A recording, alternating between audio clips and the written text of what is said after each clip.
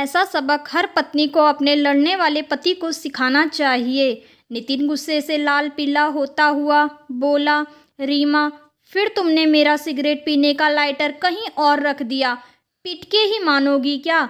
1000 बार बोला है कि मेरी चीज़ों से दूर रहा करो, जैसी है वैसे ही रहने दिया करो। इतनी ही सफाई का शौक है तो मोहल्ले वालों की सफाई कर दिया करो, गवार और ब्रेनलेस औरत। रीमा रोज की तरह नितिन की फालतू गुस्से का शिकार होती रहती। ज़्यादा बोलती तो बात हाथापाई तक पहुंच जाती। घर में शांति बनी रहे इसलिए उसने हर तरह के उपायों के बाद अब चुप रहना शुरू कर दिया। मगर नितिन की जलीलों और दलीलों पर कभी कभी बोलने को मजबूर होना ही पड़ता रीमा को।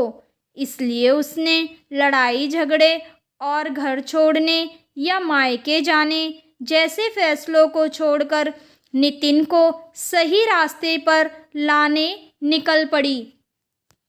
आपस में 2 परिवार रहते थे। एक परिवार में लगातार झगड़े होते, तेज चीखने पीटने की आवाज़ें और हर रोज कलेश। आए दिन सामान के टूटने और फेंकने का सिलसिला रोज का हो गया था। वहीं दूसरी ओर दूसरे परिवार में एकता, प्यार, मिलनसार व्यवहार और हंसने हंसाने और खिलखिलाने की आवाज़ें सुनाई पड़ती। दूसरे परिवार में यह खुशी देखकर यह बात नितिन को हजम नहीं होती।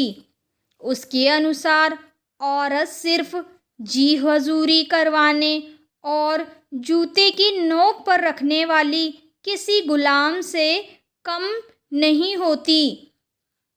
एक दिन पड़ोस के सुखी परिवार में पनप रहे अच्छे माहौल से रीमा ने जलन महसूस कर और भड़काऊ विचारों से अपने पति नितिन से कहा, आप पड़ोसियों के पास जाएं और देखें कि उनमें आपस में इतना प्यार क्यों है। क्या कभी लड़ते झगड़ते नहीं? जरूर वो कुछ तो छुपाते हैं आपसे। आप जाइए, देखिए। वैसे सुहानी और आकाश जितना दिखावा करते हैं प्यार से रहने का, आपको उनको रंगे हाथ पकड़ना चाहिए और वीडियो बनाकर दिखाएं, तभी उनकी खिल्ली उड़ेगी। और हाँ, आप चुपके से जाना। वहाँ रीमा ने ऐसा बोलकर नितिन को चढ़ा बढ़ाकर इतना मजबूर कर दिया कि वो वहाँ जाए। नितिन जाकर पड़ोसियों के विंडो के पीछे छिप गया और देखने लगा। उसने देखा कि एक महिला कमरे में फर्श पोंछ रही है। अचानक उस महिला को किचन में गैस पर रखी चीज का ध्यान आया। वह भागकर किचन में चली गई। इसी दौरान महिला का पति कमरे में आ गया।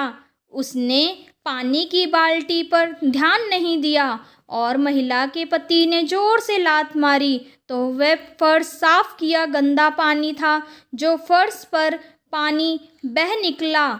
तभी उसकी पत्नी रसोई से वापस आई और उससे बोली, मुझे माफ़ कीजिए, यह मेरी गलती है क्योंकि मैंने बाल्टी को आपके बेड के पास से ही नहीं हटाया।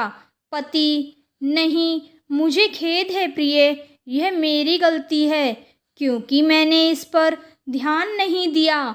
और शरारत भरी आंखों से प्यार से अपनी बाहों में जकड़ लेता है। कमरे में छुपा दूसरा आदमी यह सब देखकर घर लौटा, जहां पत्नी ने उससे पूछा, क्या आप उनके ना लड़ने झगड़ने का कारण समझ गए? पति मौन था क्योंकि उसे एहसास हो गया था कि वो कैसे अपनी पत्नी की छोटी से छोटी भूल को राई का पहाड़ बना देता था और हर काम में गलतियां ढूंढने की कोशिश करता और इसलिए हर दिन कलेश भरा हो जाता। अंत में पति समझ गया कि तुमने मुझे जानबूझकर वहाँ भेजा। गुस्सैल और सनकी नितिन भड़क ना जाए इसलिए रीमा अब चुप थी। कहीं अब इस बात को लेकर भी कलेश ना हो जाए।